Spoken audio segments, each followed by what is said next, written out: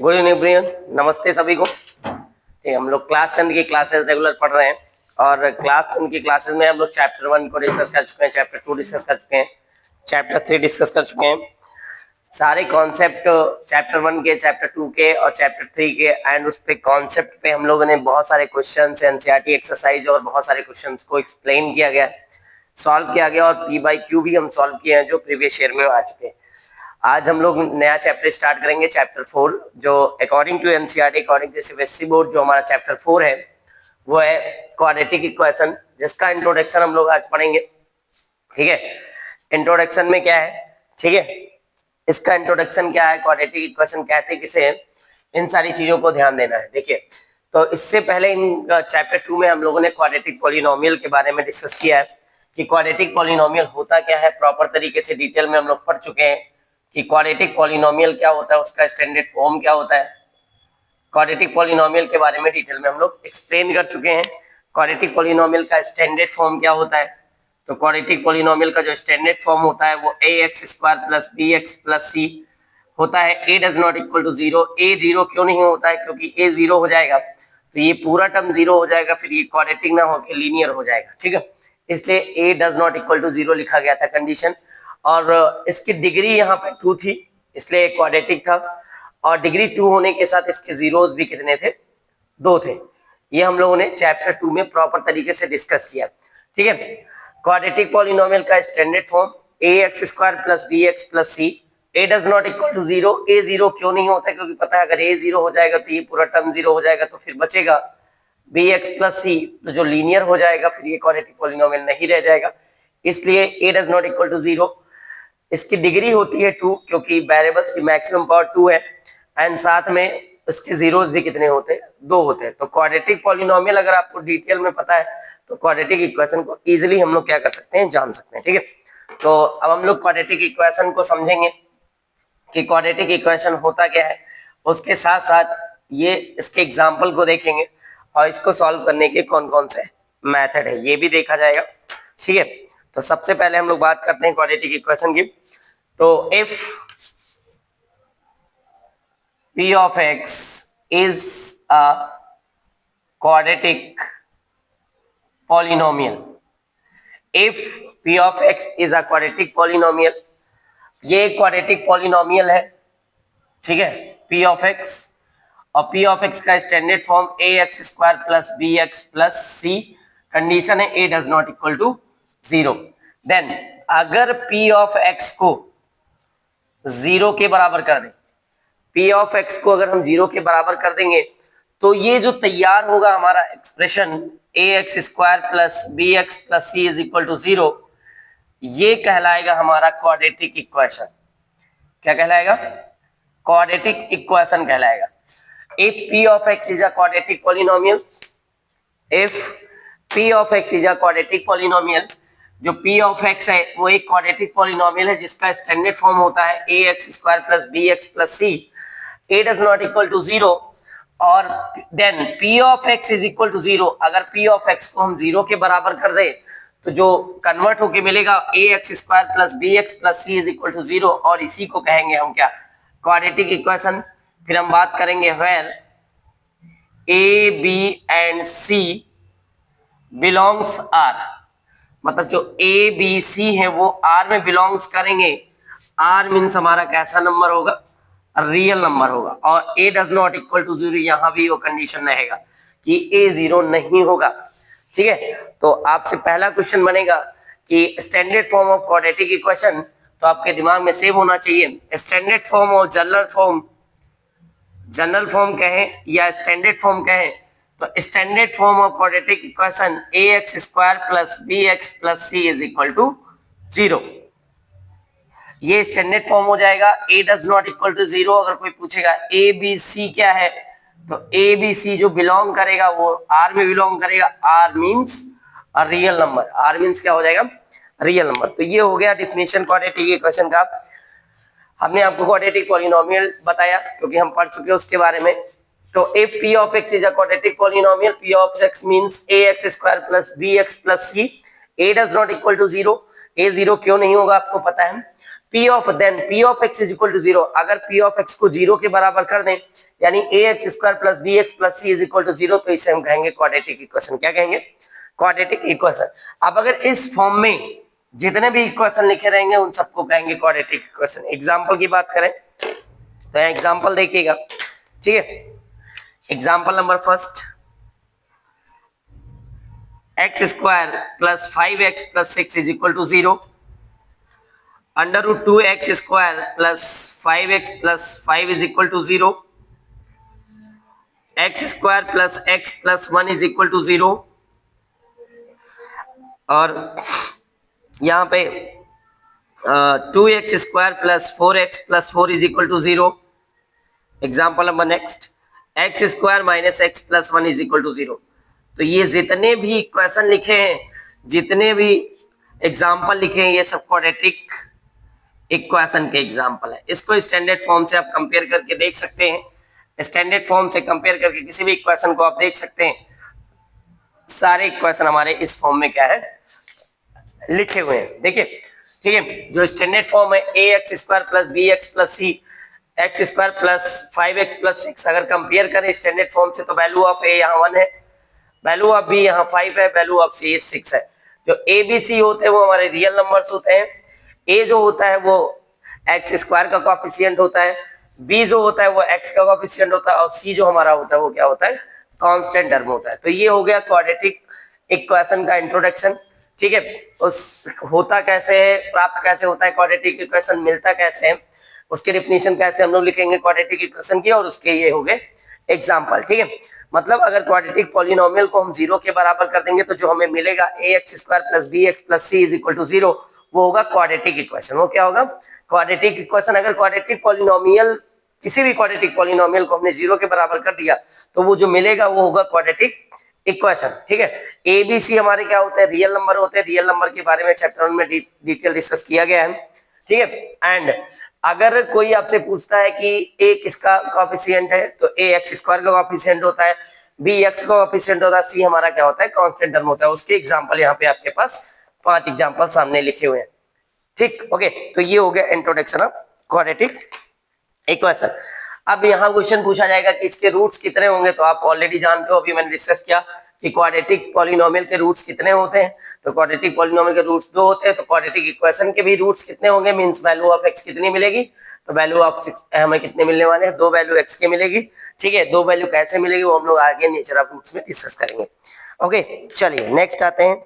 अब quadratic equation को हम लोग किस मेथड से सॉल्व करते हैं, कैसे किया जाता है, इसे ध्यान दीजिएगा, ठीक है। मेथड क्या है सॉल्व करने के,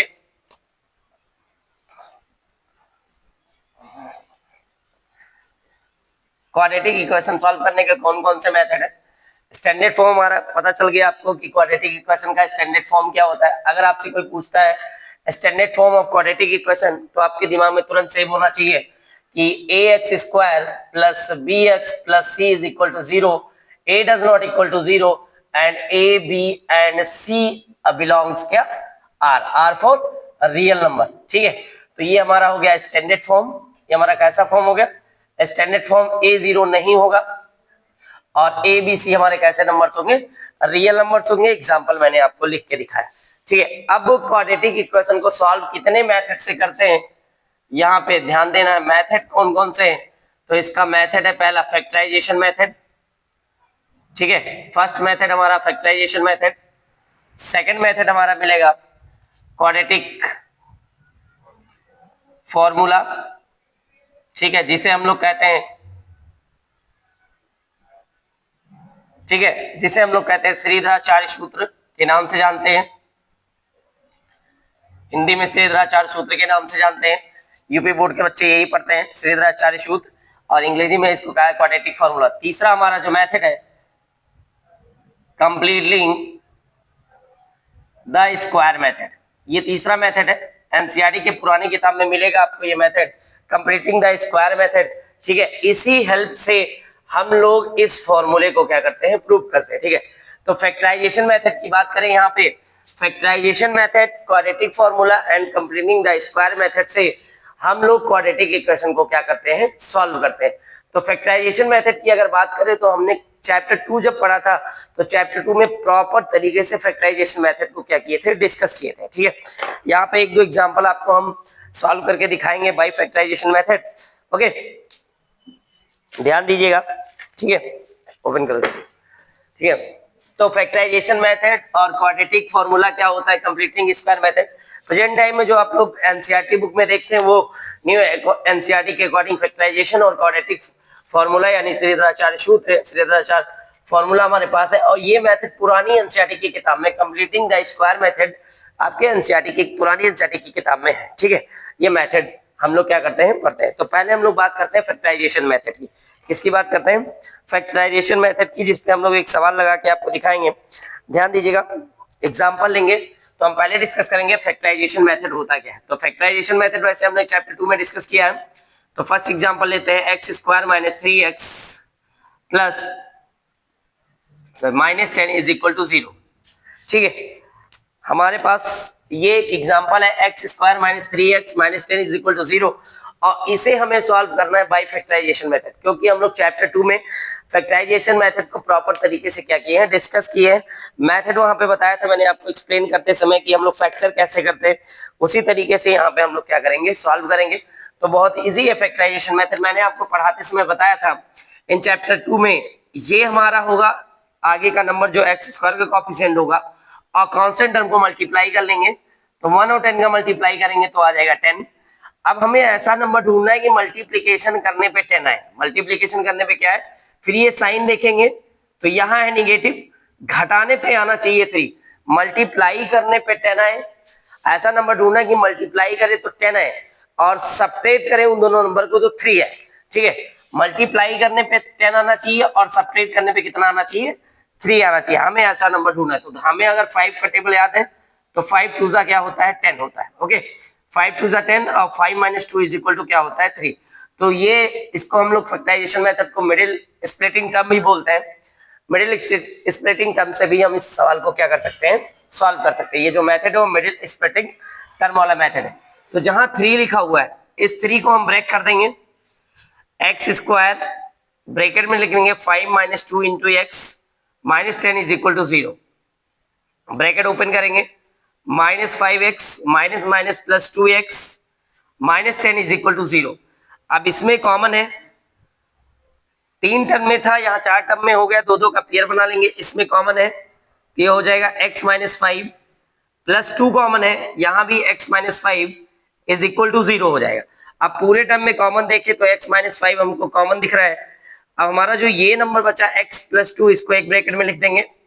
ठीक है, अब इसको एक 0 के बराबर करेंगे तो x minus 5 is equal to 0, x बराबर 5 हो जाएगा, x plus 2 is equal to 0, x बराबर क्या हो जाएगा, -2 हो जाएगा। तो बाय फैक्टराइजेशन मेथड हमारा क्वाड्रेटिक इक्वेशन पहला जो एग्जांपल है, बाय फैक्टराइजेशन या मिडिल स्प्लिटिंग टर्म के हेल्प से हमने उसको फैक्टराइज कर दिया। क्या कर दिया, मिडिल स्प्लिटिंग टर्म के हेल्प से हमने क्या कर दिया, उसे फैक्टराइज कर दिया।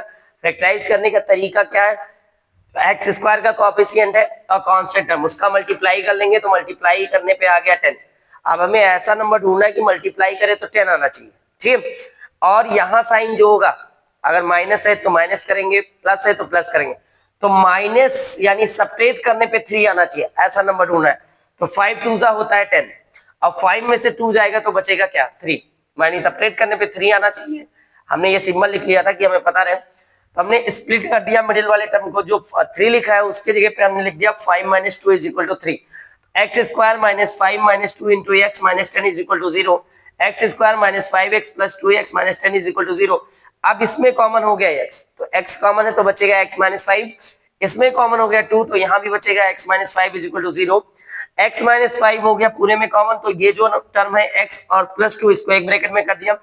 अब पहले इस टर्म को अपने 0 के बराबर कर दिया तो x बराबर 5 आ गया, फिर इस टर्म को 0 के बराबर किया तो x बराबर -2 आ गया। तो ये बाई स्प्लिटिंग मेथड से, फैक्टराइजेशन मेथड से ये हम लोग का क्या हो गया, पहला कंप्लीट हो गया। ओके, अब हम दूसरे एग्जांपल को लेते हैं जो इस पे सॉल्व करेंगे। ध्यान दीजिएगा, एग्जांपल नंबर 2 को स्टार्ट करो।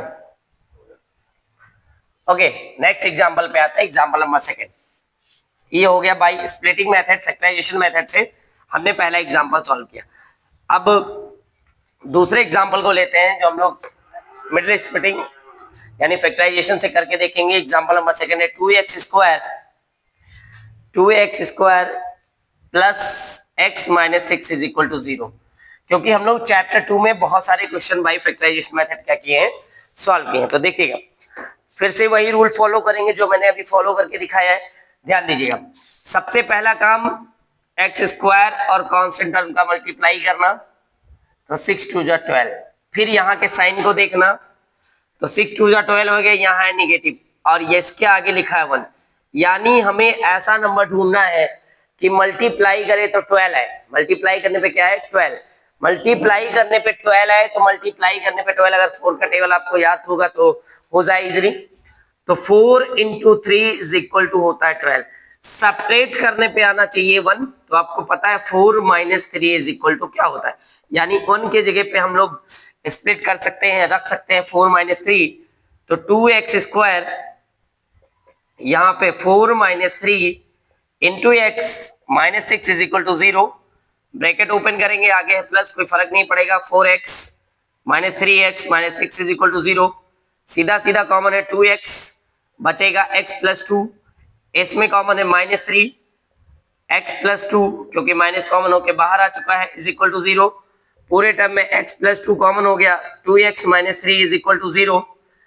इसको 0 के बराबर करेंगे तो x plus 2 is equal to 0, value of x is equal to minus 2, 2x minus 3 is equal to 0।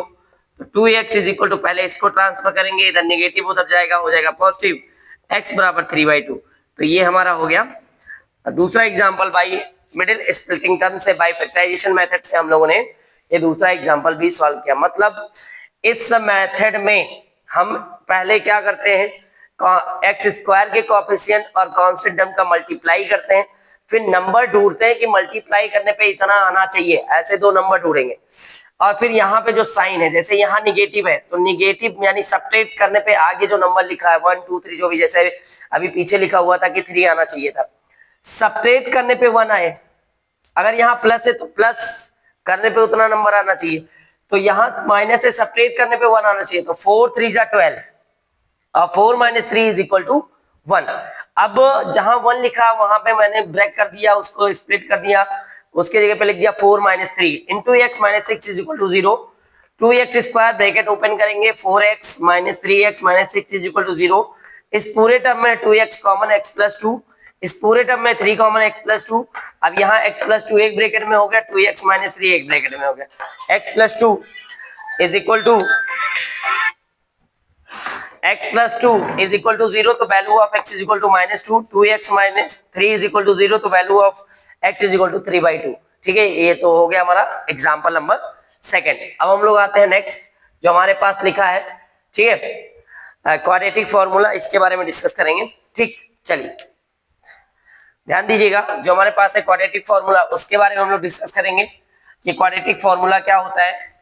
पहले इसके बारे में डिस्कस कर लेते हैं और इस फॉर्मूले को हम आपको नेक्स्ट वीडियो में प्रूव करके दिखाएंगे। ठीक है, ओके, ध्यान दीजिएगा। तो हमारे श्रीधराचार्य जी के द्वारा और ये जो क्वाड्रेटिक फॉर्मूला दिया गया था, उस फॉर्मूले को ध्यान दीजिएगा। जो हमारा स्टैंडर्ड फॉर्म है ax square plus bx plus c is equal to 0, तो इसके जो कांस्टेंट टर्म है यानी जो रियल नंबर्स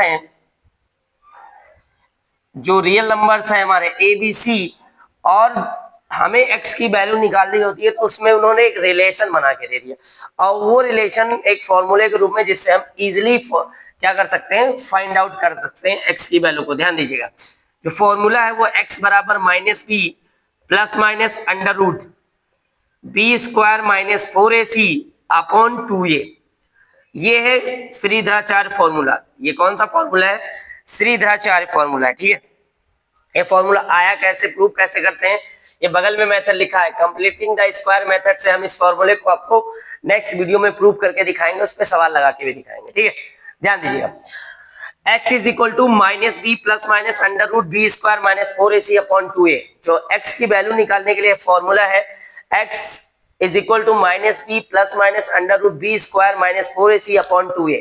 अब ये जो यहाँ पे लिखा हुआ है B square minus 4ac is equal to, इसे हम d कहते हैं, d फॉर डिस्क्रिमिनेंट, इसको कहते हैं डिस्क्रिमिनेंट, और हिंदी में कहते हैं विविधकर, हिंदी में कहते हैं इसे विविधकर। v square minus 4ac is equal to d, d means discriminant. अब अगर डी को रिप्लेस करते इससे तो हमारा जो फॉर्मूला तैयार होगा, ध्यान दीजिएगा, x is equal to minus B plus minus under root D upon 2a। थोड़ा सा फॉर्मूला और शॉर्ट हो गया, ठीक है मतलब दोनों का एक ही, क्योंकि अगर हम यहाँ पुट करना चाहेंगे तो पहले डी निकालेंगे फिर पुट करेंगे, या डायरेक्टली यहीं पे वैल्यू हम क्या करेंगे पुट करेंगे अगर निकालना होगा, किसी क्वेश्चन को सॉल्व करना होगा। अभी एक क्वेश्चन हम आपको लगा के भी दिखाएंगे, ठीक है ओके। कितने मिनट का हो गया, ठीक, थोड़ा ध्यान दीजिएगा।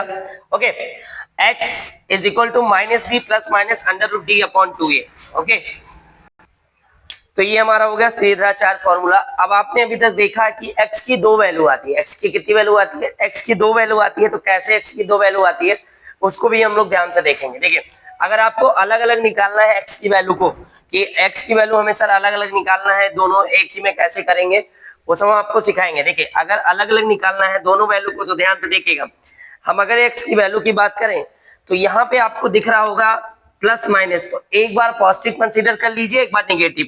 तो x बराबर minus B plus under root D upon 2a, ये x की एक वैल्यू यहां से निकल आएगी। दूसरी वैल्यू की बात करें x बराबर minus B minus D upon 2a, तो x की दूसरी वैल्यू निकल आएगी। अभी दो सॉल्व किए हमने मिडिल स्प्रिंग टर्म से, फैक्टराइजेशन मेथड से, तो आपकी x की दो वैल्यू आई है। तो ये है श्रीधराचार्य फॉर्मूला, ठीक है। रिलेशन ए बी सी और x में जो रिलेशन है कैसे आता है ये फॉर्मूला हमको प्रूव करके दिखाएंगे, प्रॉपर तरीके इसकी प्रूविंग आपको बताएंगे। x is equal to minus B plus minus under root B square minus 4ac upon 2a। x is equal to minus B plus minus under root B square minus 4ac upon 2a। B square minus 4ac is equal to D, D for discriminant, Hindi में कहते हैं विविधकर, okay. और हमने B square minus 4ac को replace कर दिया D से, तो x बराबर हो गया minus B plus minus under root D upon 2a। अब अगर अलग अलग x की वैल्यू को निकालना है तो यहाँ जो प्लस है एक बार प्लस कंसीडर कर लिया, एक बार माइनस कंसीडर कर लिया, तो अगर दोनों यहाँ पे b और d की वैल्यू और a की वैल्यू यहाँ पुट करेंगे तो x की दो वैल्यू अलग अलग भी हमको मिल जाएगी। क्लियर, तो ये हो गया हमारा श्रीधराचार्य फॉर्मूला, ठीक है। इसमें नेक्स्ट जो पॉइंट है उसको ध्यान दीजिएगा, बहुत ही इंपॉर्टेंट पॉइंट है, उस पर क्वेश्चंस भी पूछे जाते हैं। देखिए, nature of roots, nature of roots की बात करते हैं, ठीक है। नेचर ऑफ रूट्स की अगर बात करते हैं तो नेचर ऑफ रूट्स डिपेंड करता है डी के ऊपर। नेचर ऑफ रूट्स किस पे डिपेंड करता है, डी के ऊपर डिपेंड करता है। नेचर ऑफ रूट्स डी के ऊपर डिपेंड करता है, कैसे डिपेंड करता है, देखिए, अगर कोई भी क्वाड्रेटिक इक्वेशन होगा तो हम उसमें अगर बी ए सी की वैल्यू निकाल के अगर यहाँ पुट करेंगे फॉर्मूले में तो तीन कंडीशन फॉलो हो सकता है। कंडीशन नंबर फर्स्ट क्या फॉलो हो सकता है कि डी की जो वैल्यू हो 0 से बड़ी हो जाए। सेकंड कंडीशन क्या फॉलो हो सकता है, डी बराबर 0 हो जाए। या थर्ड कंडीशन क्या फॉलो हो सकता है, डी की वैल्यू 0 से छोटी हो जाए। अब 0 से बड़ी होगी तो मतलब पॉजिटिव में आएगी, 0 के बराबर मीन 0 आएगा, और 0 से अगर छोटी होगी तो क्या आएगा, निगेटिव नंबर आएगा, ठीक है। तो उसके ऊपर डिपेंड करता है नेचर ऑफ रूट्स। तो अगर पहले कंडीशन की बात करें तो कंडीशन नंबर जो फर्स्ट है हमारा, ध्यान दीजिएगा, अगर हम कहें d ग्रेटर देन 0 यानी means B square minus 4ac greater than 0, अगर ये कंडीशन कहीं भी फॉलो हो रहा है, मतलब अगर d की वैल्यू को फाइंड करते हैं और d की वैल्यू फाइंड करते हैं और पॉजिटिव आ जा रही है, तो d की वैल्यू फाइंड करेंगे पॉजिटिव आ जाएगा तो उसका जो नेचर होगा वो रियल रूट्स होगा, और रियल रूट्स के साथ वो जो वैल्यू आने वाली है दोनों वो अनइक्वल आएगी। अनइक्वल मतलब डिस्टिंक्ट आएगी, मतलब अलग अलग दोनों वैल्यू आने वाली। मतलब पहले कंडीशन में d ग्रेटर देन 0 है, d क्या है, ग्रेटर देन 0 है, तो अगर d ग्रेटर देन 0 है means B square minus 4ac 0 से बड़ा है, और इस कंडीशन में होगा रियल रूट्स, ठीक है। कैसे होगा, रियल रूट्स, और ये दोनों होंगे अनइक्वल, ये दोनों क्या होंगे, अनइक्वल होंगे। दूसरे कंडीशन की बात करते हैं तो दूसरा कंडीशन हमारा क्या कहता है, ध्यान दीजिएगा, दूसरे कंडीशन की बात करेंगे, ध्यान दीजिएगा, दूसरा कंडीशन हमारा है d बराबर 0 की कंडीशन। अगर d बराबर 0 की कंडीशन है मींस कहने का मतलब है B square minus 4ac is equal to क्या हो जाएगा, 0 हो जाएगा। तो इस कंडीशन में भी जो हमारा रूट्स होगा वो रियल रूट्स होगा, और रियल रूट्स होगा, बट दोनों की जो वैल्यू होगी वो हमारी क्या होगी, इक्वल होगी। अब यहाँ ध्यान दीजिएगा, यहाँ पे आपको एक केस निकाल के दिखाते हैं, जो हमारे पास फॉर्मूला है इससे हमारा जो क्या कहते हैं x की वैल्यू निकल के आएगी वो क्या बनेगा। देखिए, d बराबर अगर 0 है तो x बराबर minus B plus minus under root D upon 2a। अब यहाँ पे d के जगह पे 0 रख देते हैं तो plus minus under root 0 upon 2a, x बराबर minus B plus minus 0 upon 2a। अब आपको पता है किसी नंबर में 0 को जोड़ो, किसी नंबर में 0 को घटाओ तो आने वाला वही नंबर, मींस जो x की वैल्यू आएगी वो आएगी -b/2a। ठीक है, तो अगर किसी भी क्वाड्रेटिक इक्वेशन में अगर d की वैल्यू 0 आ गई तो हम b और a की वैल्यू रख के तुरंत x की वैल्यू को क्या कर लेंगे, फाइंड आउट कर लेंगे। क्या कर लेंगे, x की वैल्यू को फाइंड आउट कर लेंगे और उसी को रिपीट कर देंगे, क्योंकि दोनों आने वाले हैं क्या, इक्वल। दोनों क्या आने वाले हैं, इक्वल और रियल रूट्स आएंगे, मतलब दोनों जो x की वैल्यू होगी वो सेम आने वाली है। ठीक है, बहुत सारे इक्वेशन हम लोग इस पर डिस्कस करेंगे। ठीक है, अभी ध्यान दीजिएगा। नेक्स्ट आते हैं, जो लास्ट केस है यहाँ पे, इस केस की बात करते हैं, केस नंबर 3 की बात करते हैं। तो केस नंबर जो 3 है हमारा, केस नंबर 3 है d less than 0। d less than 0 means b² - 4ac less than 0, और अगर ये लेस देन 0 हो गया तो नो रियल रूट्स, मतलब इस केस में रियल रूट्स नहीं आने वाला है। तो कैसा रूट्स आने हैं, तो हम रियल रूट्स नहीं आएगा, मींस d की वैल्यू नेगेटिव आ जाएगी, और अंडर रूट के अंदर नेगेटिव वैल्यू आ जाती है तो आपको पता है वो हो जाता है इमेजिनरी नंबर, मतलब i के फॉर्म में आ जाएगा, और i के फॉर्म में आ जाएगा तो आपको पता है i के फॉर्म में जब आ जाता है तो i² = 1 होता है और i बराबर -1 होता है, और वहां पे आयोटा आ जाएगा, मींस इमेजिनरी नंबर आ जाएगा, तो वहां पे हमारा रियल रूट्स नहीं होगा, वहां पे हमारा रियल रूट्स नहीं होगा। तो ये हमारा हो गया क्वाड्रेटिक फॉर्मूला मेथड, जिसमें कौन से फॉर्मूले को यूज करना है, उससे हम लोग नेचर ऑफ रूट्स कैसे चेक करेंगे, और ये अभी इस फॉर्मूले को हम आपको प्रूव करके दिखाएंगे जो नेक्स्ट वीडियो में करेंगे। ठीक है, एक बार रिवाइज करते रहे, ध्यान से देखा। फैक्टराइजेशन मिडिल स्प्लिटिंग टर्म से मैंने आपको प्रॉपर तरीके से सिखाया कि किस तरीके, क्योंकि चैप्टर 2 में हम इसे डिटेल में डिस्कस कर चुके हैं, तो फैक्टराइजेशन मेथड से मिडिल स्प्लिटिंग टर्म से करना होगा तो इजीली आप कर सकते हो।